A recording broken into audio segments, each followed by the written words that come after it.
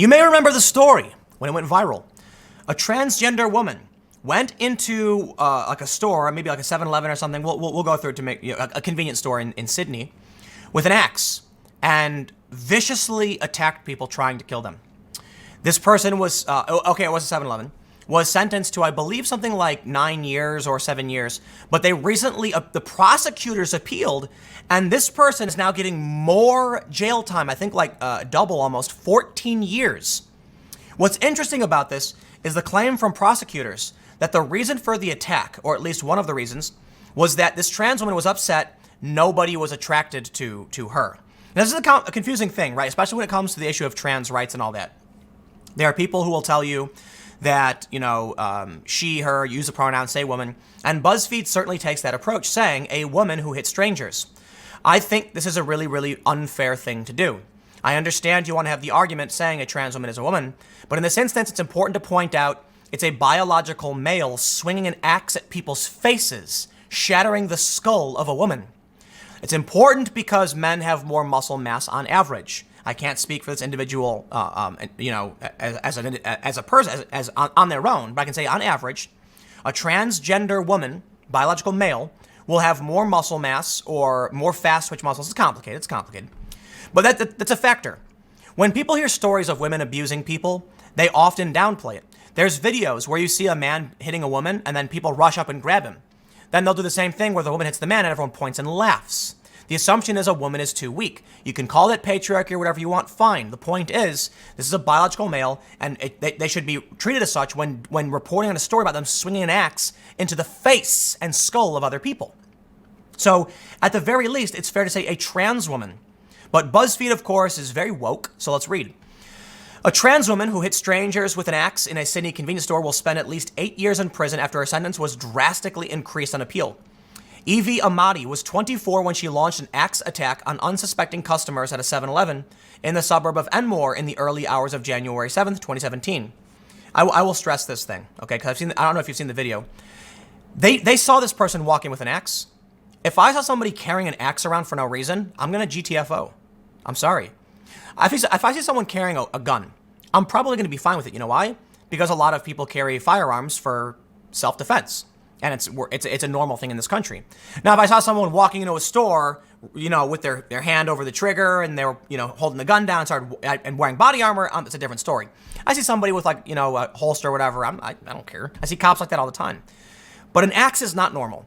If I see someone like that walking around with an axe, I'm going to be like, I'm getting away from that person. So, but let's read.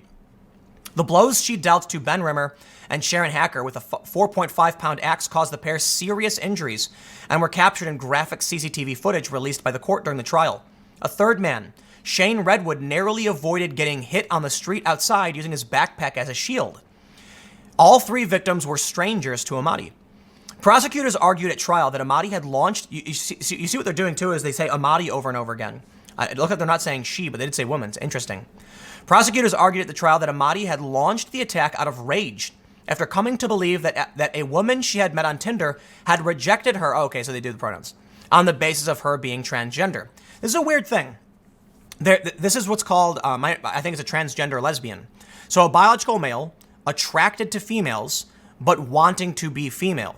Now, don't ask me, about this particular instance, but I think it's fair to point out this individual, according to the story, is mentally ill. Now, I know there's gonna be a lot of people saying like, ha, tell me what else is new, no, but like actually having like some other like diagnosable mental illnesses, hence they walked around with an axe and bashed people in the face with it. A jury deliberated for 2 days before finding Amati guilty in August 2018 of wounding Rimmer and causing grievous bodily harm to Hacker with intent to murder them, and of attempting to wound Redwood, also intending to murder him. In January, Amati was sentenced to 9 years in prison with a non-parole period of 4 years and 6 months by District Court Judge Mark Williams, who presided over that trial. Prosecutors appealed the sentence, arguing it was manifestly inadequate. On Monday, the Court of Criminal Appeal agreed and added 5 years, resentencing Amati to 14, so it was 9 years, to 14 years with a non-parole period of 8. Court of Appeal Justice Peter Johnson wrote in the decision that the case was unusual and described the CCTV footage of the attack as chilling and confronting. He wrote that there was a powerful set of subjective circumstances to take into account, and described Ahmadi as an intelligent person with a troubled history which has given rise to mental health issues and presented her with clear difficulties in her life. So let me stress, this person is mentally ill. According to the story, and I think it's apparent but to anybody watching an axe-wielding individual trying to crush the skull of a woman, and that's what you see in this photo. This guy got bashed in the face. Man, it is brutal. Like, yeah. Let's just read. Apparently she had a knife, too. They said, Johnson found Williams had been diverted by these circumstances and as a result handed down a sentence that did not properly reflect the seriousness of Ahmadi's crimes. She armed herself with an axe and a knife, Johnson wrote. This is not a case of violence by way of assaults or even more serious non-homicidal attacks. She came upon two complete strangers in the convenience store and made concerted efforts to kill each of them with that being her intention. In reality, the aggregate sentence did not recognize in any real way the harm done to Mrs. Hacker and Mr. Redwood, who were victims of these serious crimes. Can you imagine this? You go to 7-Eleven and you're just standing there, and then all of a sudden the next thing you see is just coming straight at your face, an axe head, just cracking your jaw, shattering your teeth, splitting your face open. Sorry if I'm being a bit graphic on that one. But I feel bad, like, look, getting hit in the face is bad. But this Ahmadi was bashing a woman on the ground with an axe. So, I don't know how much time is enough to rehabilitate someone. I honestly think a few years would be. But is the issue just to keep a dangerous person off the street? Let's read on. They say, the decision also outlined the substantial impact of the attack on Rimmer and Hacker, who suffer ongoing physical and psychological difficulties. The blow to Rimmer's head cut open his face and fractured his eye socket and nasal and cheekbones. The base of Hacker's skull was shattered into multiple fragments. Look, this was in Australia, but we better take mental health seriously, you know? The 3-week trial in 2018 traversed several issues: gender dysphoria, mental illness, and psychosis, and the effect had on Ahmadi by a complex combination of 7 different substances in her blood at the time of the attack: alcohol, cannabis, amphetamines, antidepressants, and hormone medication. Crown Prosecutor Daniel McMahon told the jury that Ahmadi had acted out of a deep-seated anger with the world connected to her feelings of rejection and discrimination of being transgender. So, here's the thing. We see attacks by incels, and they blame inceldom. They say these young men are misogynists. Okay. Well, the court said this person was upset over rejection at being transgender. Are we going to blame transgenderism? No, that's ridiculous. It's ridiculous. Now listen, did it play a role? Well, according to the Crown, it did. Does being an incel play a role? Yes, obviously. But the core issue that needs to be talked about is people who are, yes, mentally ill. There is something else going on. You can't just be like, oh, that person happens to be transgender. That's the reason. No, it's obviously not. The person was hopped up on a bunch of drugs like amphetamines and drunk. So yes, there was a lot of stuff going on there. I think being transgender was incidental. It was just an attack.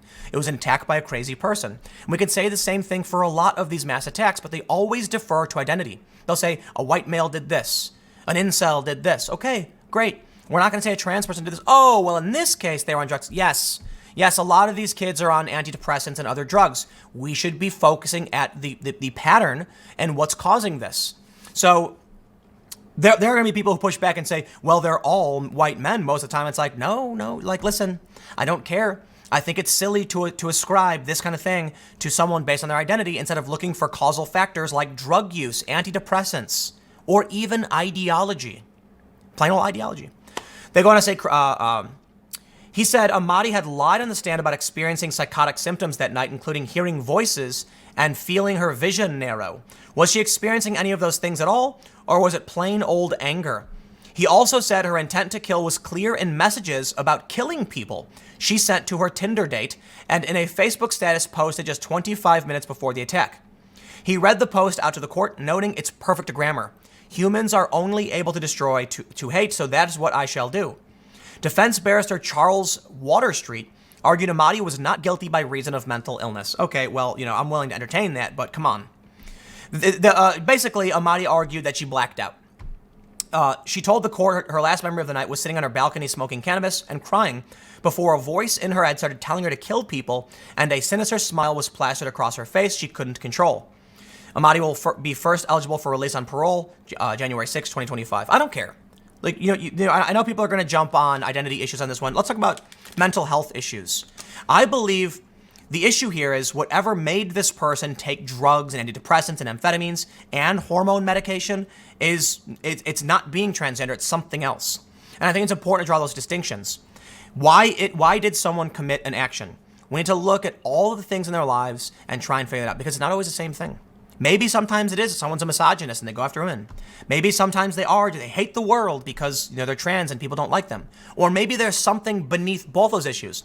Maybe the reason a guy's an incel is because something's wrong with him, a social anxiety problem. Maybe this person was depressed and kept looking for solutions and couldn't find it and then snapped. I'll leave it there. So stick around. Next segment will be tomorrow at 10 a.m. Podcast at 6:30. Thanks for hanging out, and I will see you all next time.